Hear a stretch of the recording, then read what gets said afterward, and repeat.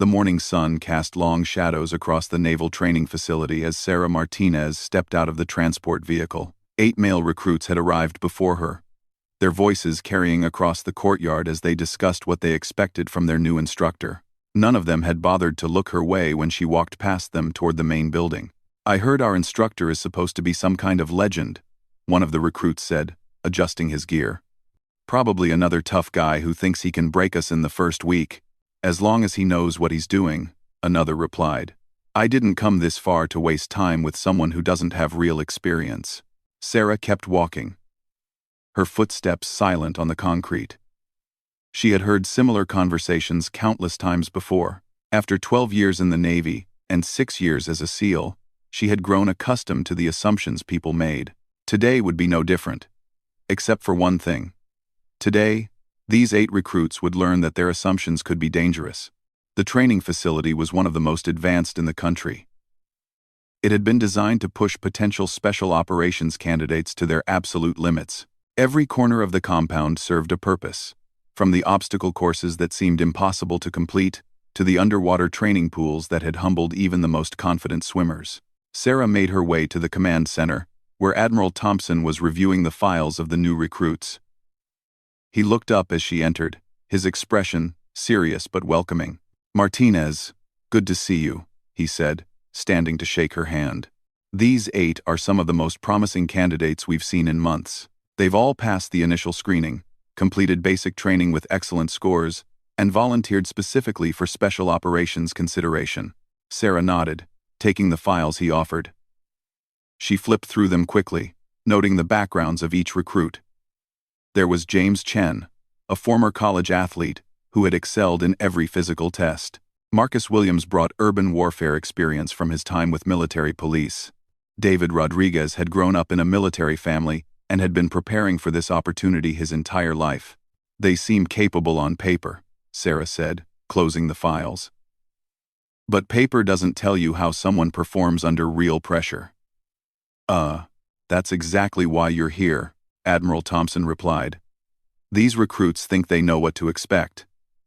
They've read about SEAL training, watched documentaries, maybe even talked to veterans, but none of them have experienced the real thing." Sarah understood.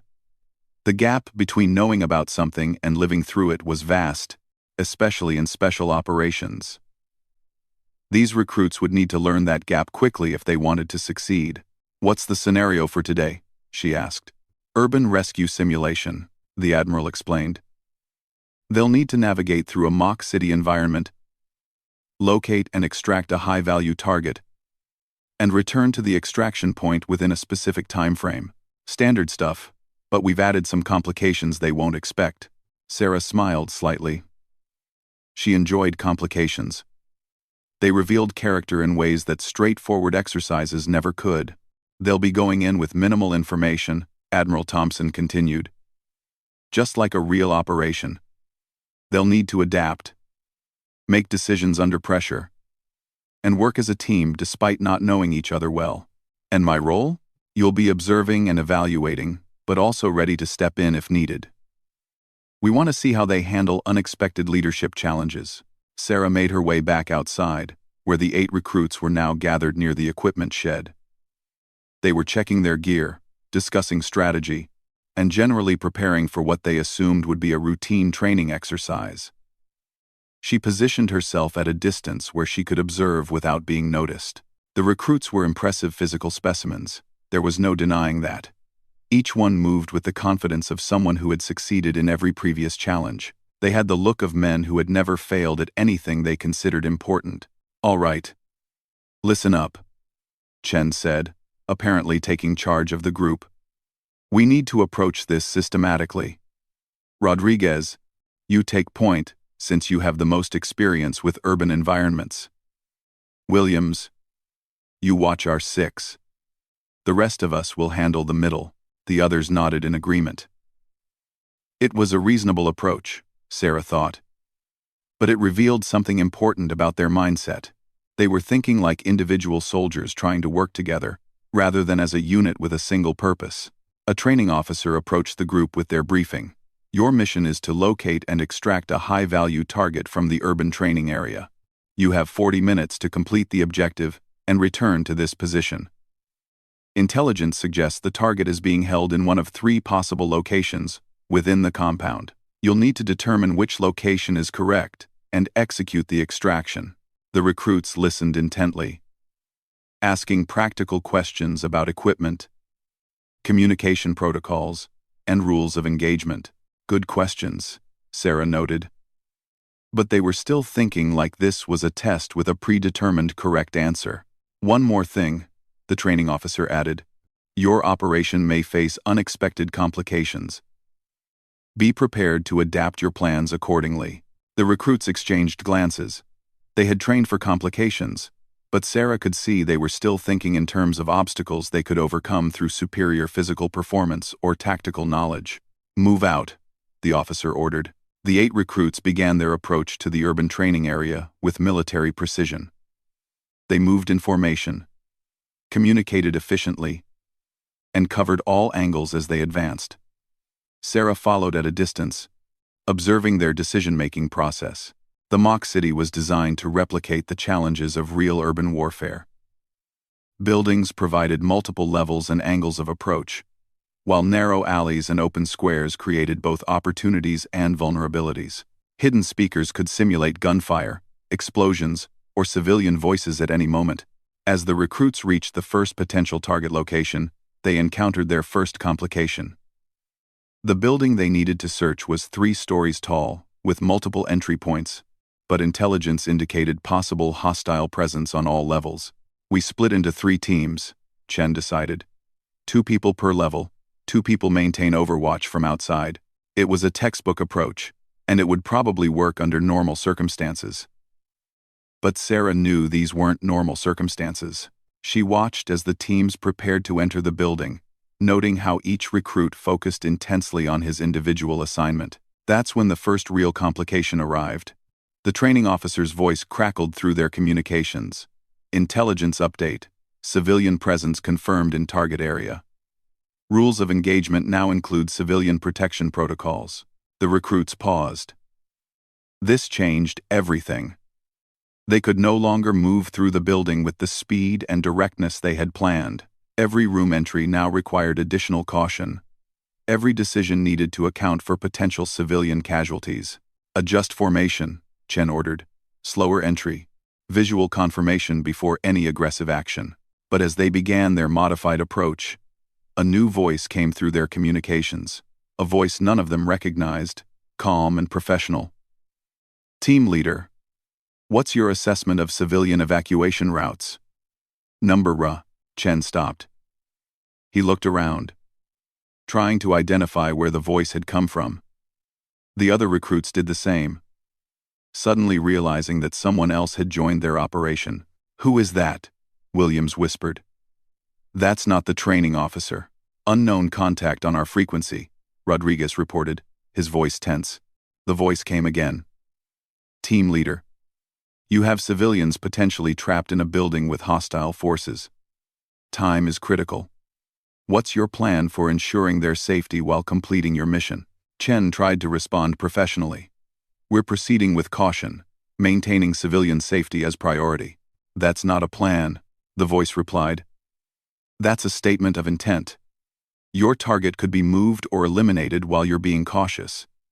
How do you balance mission success with civilian protection? The question hit at the heart of special operations reality. In real situations, perfect solutions rarely existed. Someone had to make decisions with incomplete information and live with the consequences. Sarah watched as the recruits struggled with this new complexity. They had trained for missions with clear objectives and measurable success criteria, but real operations often required choosing between competing priorities, sometimes with no obviously correct answer. We need to identify who's on our frequency, Chen said to his team. This could be part of the exercise, or it could be a real security issue. But even as he said it, Sarah could see that the recruits were beginning to understand something important. The voice asking questions wasn't just testing their knowledge. It was testing their judgment under pressure. The exercise continued. But everything had changed. Every decision now carried additional weight. Every moment of hesitation could mean failure. The recruits found themselves second-guessing choices they would have made instantly just minutes before. And through it all, that unknown voice continued to ask questions that had no easy answers. Sarah smiled to herself. The real training was just beginning. The voice continued to challenge the recruits as they moved through the mock urban environment. Each question forced them to think beyond their training manuals and consider the real-world implications of their decisions. Team leader. Hostile movement detected on the second floor. Your entry team is exposed. Do you abort and regroup, or do you push forward knowing civilians might be in immediate danger? Chen felt sweat beading on his forehead despite the cool morning air. This wasn't how training exercises were supposed to go. Usually, there was a clear path to success, even if that path was difficult. But whoever was speaking seemed determined to present them with scenarios where every choice carried significant risk. Williams, Rodriguez, hold position, Chen commanded. We need better intelligence before proceeding. Negative, the voice responded immediately. Intelligence gathering takes time. Hostiles are aware of your presence. Civilians are in immediate danger. You have 30 seconds to make a decision. The recruit team found themselves frozen. In their previous training, they had always been given enough time to analyze situations properly. They had learned to gather information, assess options, and choose the best course of action. But real combat didn't always provide that luxury. Move, move, move, Chen finally shouted, deciding that action was better than paralysis. The recruits rushed into the building, but as they did, speakers throughout the structure began playing sounds of gunfire and shouting. The noise was disorienting, designed to simulate the chaos of real combat. In the confusion, the recruit team began to lose coordination. Left corridor clear, Rodriguez called out. Negative, civilian presence detected, the voice corrected. 2 adults, 1 child, hiding behind overturned furniture. How do you proceed without exposing them to crossfire? Rodriguez stopped mid-step. He hadn't seen any civilians, but the voice seemed to have information they didn't. This was becoming more than just a training exercise. It was becoming a test of their ability to operate with incomplete and contradictory information. Meanwhile, on the 3rd floor, Chen and another recruit named Thompson were searching for the high-value target. They moved room by room, checking corners and maintaining visual contact with each other. But as they approached what appeared to be the target room, the voice presented them with another impossible choice. Target confirmed in room 3A. However, explosive device detected at entry point. Disarming will take 3 minutes. Alternate entry through window requires repelling equipment you don't have. Hostile reinforcements arrive in 4 minutes. Your move. Chen stared at the door to room 3A. In training scenarios, there was always a solution. Equipment was always available when needed, or there was always an alternative route that careful planning could reveal. But this voice seemed determined to present them with situations where perfect solutions didn't exist. Thompson, check for alternative entries, Chen ordered. But even as he said it, he knew they were running out of time. No other options, Thompson reported after a quick search. Windows are too high for safe entry. Ventilation system is too small, and the walls are concrete. The voice came again. 3 minutes, 30 seconds until reinforcements arrive. Do you attempt to disarm the device, abort the mission, or try a high-risk entry? For the first time since the exercise began, Chen felt real uncertainty, not the controllable uncertainty of a challenging workout or a difficult test, but the deep uncertainty that came from facing a situation where any choice could lead to catastrophic failure. Sarah watched from her concealed position as the recruit team struggled with these challenges. She had deliberately designed scenarios with no perfect solutions, because real special operations work rarely provided perfect solutions. The recruits needed to learn how to make decisions under pressure, how to accept risk, and how to live with the consequences of their choices. But more importantly, they needed to learn how to think beyond individual performance. Special operations success depended on unit cohesion, trust, and the ability to adapt to changing circumstances. These 8 recruits were still thinking like individual soldiers who happened to be working together. Time to step things up, Sarah murmured to herself. She activated a new communication channel and spoke directly to the recruits. All teams. This is actual. Mission parameters have changed. New intelligence indicates multiple civilian groups throughout the target area. Your extraction time has been moved up by 15 minutes. Additionally, hostile forces are using civilian clothes, making identification extremely difficult. The recruits stopped moving. This wasn't just another complication. This was a complete game changer. Everything they had planned was now obsolete. Actual? This is Team Leader, Chen responded. Request clarification on new mission parameters. Negative, Team Leader. No clarification available. You have incomplete information. Hostile presence using civilian disguise. Confirmed civilian casualties if you fail. And reduced time to complete your objective. Adapt and overcome. Sarah's voice was calm and professional. But the recruits could hear something underneath the words. This wasn't just an instructor reading from a script. This was someone who had dealt with exactly these kinds of impossible situations. Who is actual? Williams asked over their internal communications. I don't know, Chen replied. But they're running this operation now. The recruits began to move again, but everything had changed. They could no longer assume that anyone they encountered was either clearly hostile or clearly civilian. They had to complete their mission faster than originally planned, but with even more caution than before. As they continued through the urban environment, Sarah introduced new complications every few minutes. Equipment failures that forced them to adapt their plans.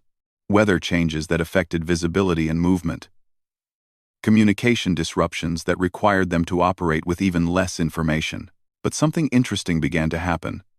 The recruit team started to gel in ways they hadn't before. Faced with impossible choices and overwhelming pressure, they began to trust each other more and think more as a unit. Rodriguez started anticipating Chen's decisions without being told. Williams began covering angles that teammates couldn't see without being assigned specific positions. Thompson started sharing information more quickly and efficiently. They were beginning to understand that individual excellence wasn't enough. In situations where perfect solutions didn't exist, the only way to succeed was through collective adaptation. Sarah observed this transformation with professional satisfaction. The recruits were learning the most important lesson of special operations. That extraordinary individuals working together could accomplish things that seemed impossible. But they still hadn't learned who was teaching them this lesson. All teams, this is actual.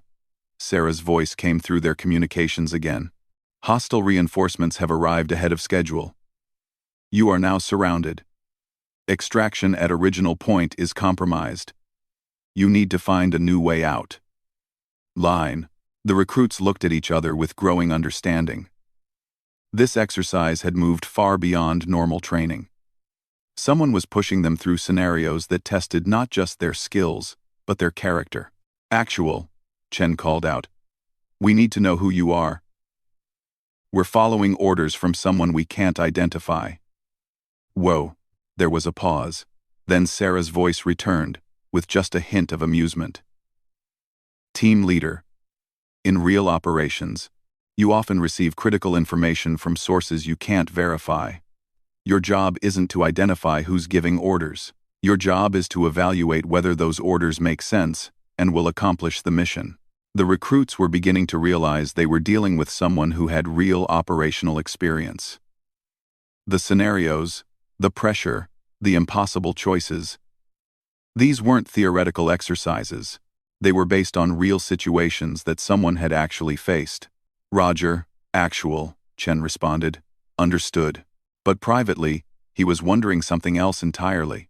Who was this person who could design training scenarios this realistic? Who understood combat psychology well enough to push them in exactly the right ways? The recruits continued their mission, but now they were operating with a new awareness.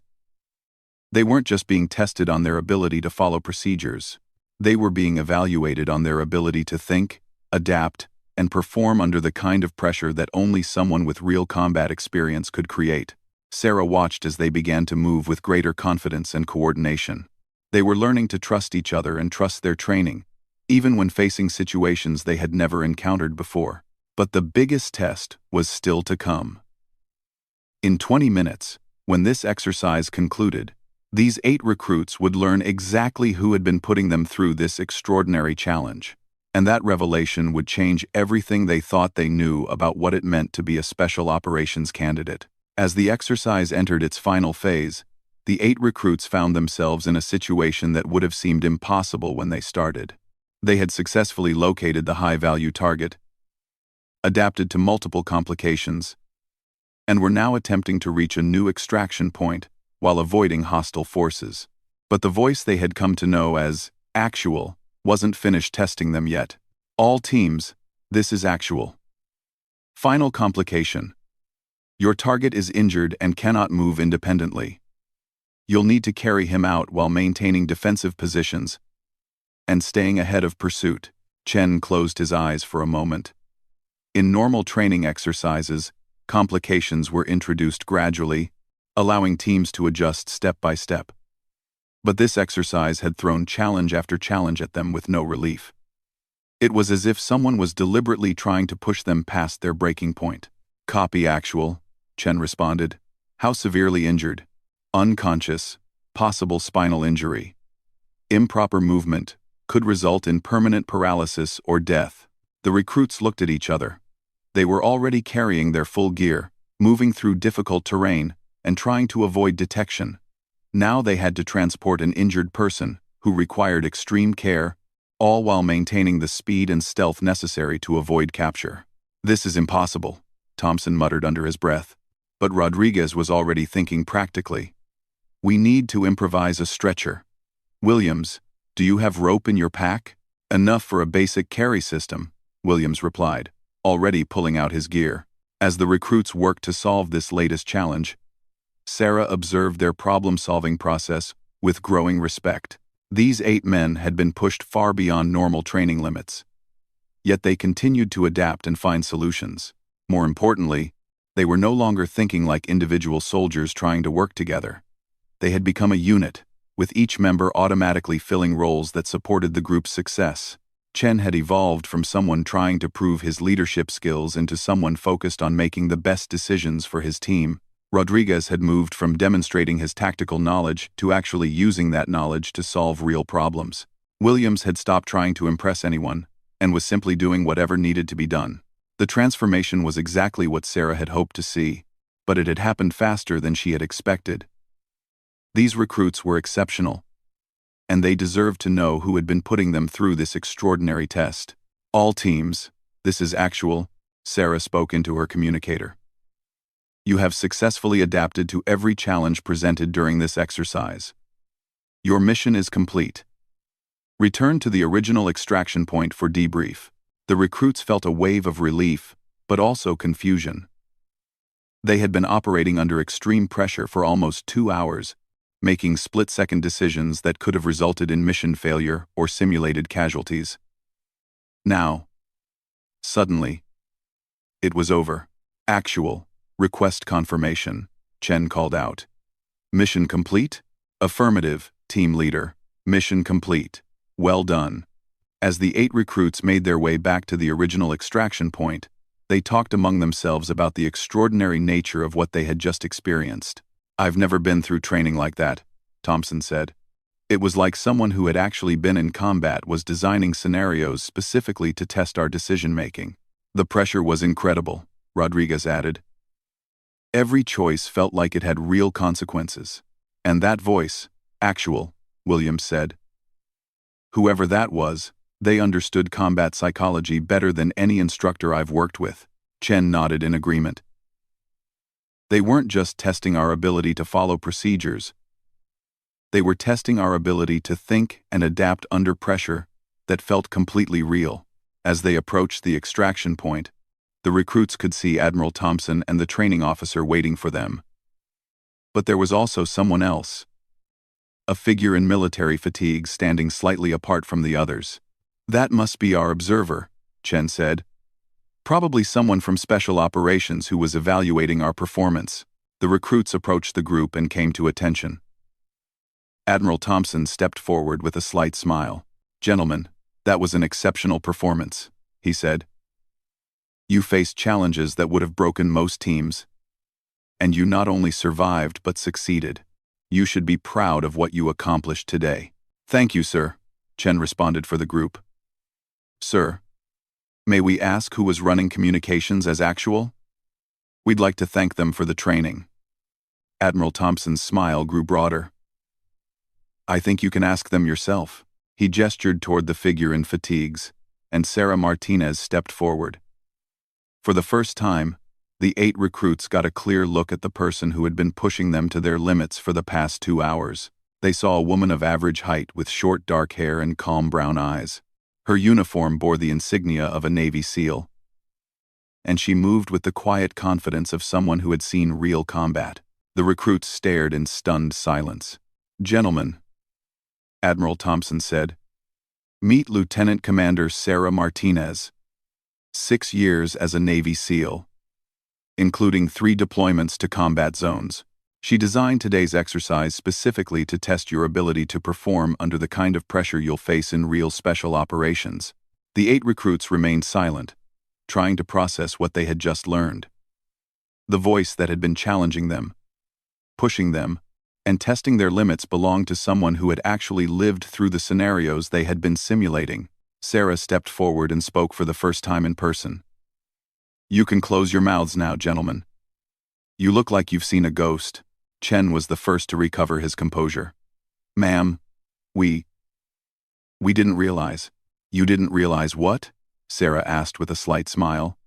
That your instructor might be someone who didn't fit your preconceptions? The recruits exchanged glances. They were beginning to understand that they had learned more than just tactical skills during today's exercise. Ma'am, no excuse, Chen said. We made assumptions based on limited information. That's exactly right, Sarah replied. And in real operations, assumptions based on limited information can get people killed. Today's exercise was designed to teach you several things. First, that perfect solutions rarely exist in combat situations. Second, that individual excellence isn't enough. Success depends on unit cohesion and trust. And third, that your assumptions about who has knowledge and experience can be dangerous. Rodriguez stepped forward slightly. Ma'am, may I ask a question? Go ahead. How many real combat operations have you been part of? Sarah's expression grew serious. Enough to know that everything you experienced today, the impossible choices, the pressure, the need to adapt constantly, all of that is typical of real special operations work. The difference is that in real operations, people die when you make the wrong choice. The weight of her words settled over the recruits. They were beginning to understand that their training wasn't just about passing tests or proving their physical capabilities. It was about preparing them for situations where other people's lives would depend on their decisions. William spoke up. Ma'am, we want you to know that today's training was the most challenging and realistic we've ever experienced. We learned things that we couldn't have learned any other way. Good, Sarah replied. Because you're going to need every one of those lessons if you continue in special operations training. Admiral Thompson stepped forward again. Gentlemen, what you experienced today represents just a small sample of what Lieutenant Commander Martinez went through in her operational career. She volunteered to design and lead this training because she believes strongly in preparing the next generation of special operations personnel. The recruits looked at Sarah with new understanding and respect. She wasn't just an instructor reading from a manual.